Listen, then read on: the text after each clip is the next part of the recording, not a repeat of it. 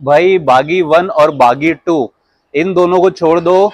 बागी 3 संडास था तो ये मुझे गोबर लग रहा है। टीजर ने मुझे इम्प्रेस किया था, टीजर मुझे पसंद आया था, जिस तरीके से टीजर काटा था ना ये लोगों ने, वो वाइब आ रही थी। इसके अंदर कैसा लग रहा है ना बागी 4 के अंदर के फालतू का एक्शन है। इसके अंदर 5 से 6 ऐसे वैलिड पॉइंट है जो कोई भी बोलते ना मेरे मुंह से गाली नहीं करे तो वो एक एक करके सबको मार रहा है। वो चूतिए सब एक साथ आ सकते हैं ना, लेकिन वो एक एक करके आ रहे हैं। सबसे जो मेन वैलिड पॉइंट है ना वो संजू बाबा, वो जमीन पे हाथ मार रहा है। बहन क्या सीन है, वो जमीन पे हाथ मार रहे हो, पूरा जमीन क्रैक हो गई बस। अब लोग बोलेंगे कि साउथ भी तो करता है। अबे साउथ अगर करता है तो थोड़ी बहुत उसके अंदर समझ में आती है चीजें, लॉजिकल रहती। इसके अंदर देखो कुछ था ही नहीं यार, क्या खाली गाजर मूली ककड़ी की तरह हर 2 सेकंड के अंदर काट रहे, हर 2 सेकंड के अंदर काट रहे। वो कहीं इजराइल ईरान से जाता है, सीरिया से लड़ने जाता है, बोलता है मैं तुम्हारे देश को, मैं तुम्हारे इस नक्शे से ही मिटा दूंगा बहनचोद।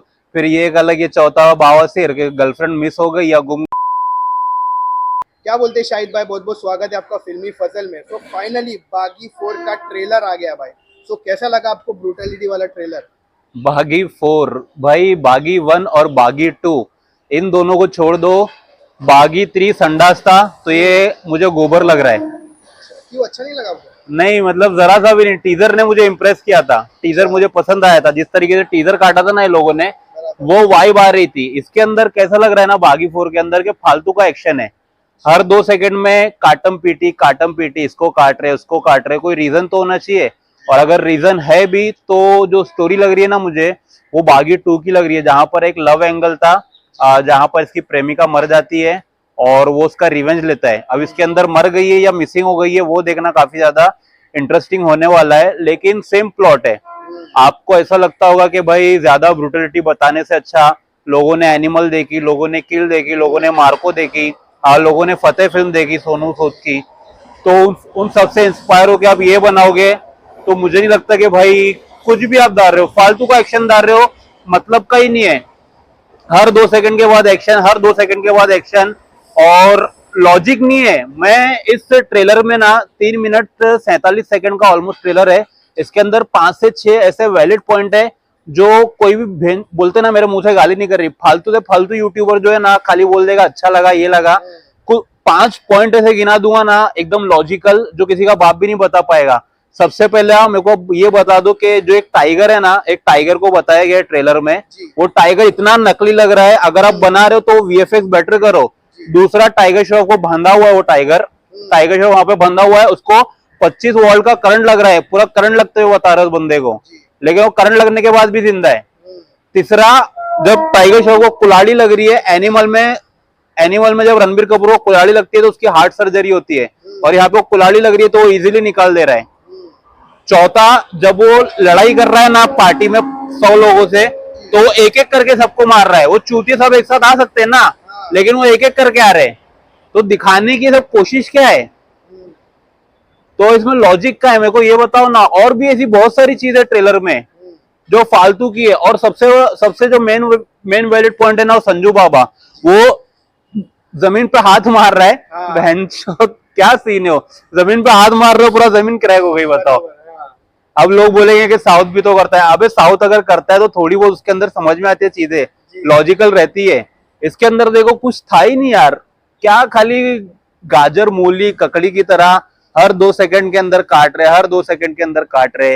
वीएफएक्स तो एटलीस्ट बेटर कर लेते। हॉलीवुड जो इसका आप सिनेमेटोग्राफी देखोगे ना कैमरे का, ऐसा लग रहा है कि हॉलीवुड ट्राई किया इन लोगों ने वो टच देने का, हॉलीवुड लेवल का। जो नाइट में आपने देखी होगी, बैटमैन देखी होगी, हाँ तो वैसा है ना, ये लोगों ने ट्राई किया शूट करने का, बट उसमें भी वो लोगों ने हक दिया।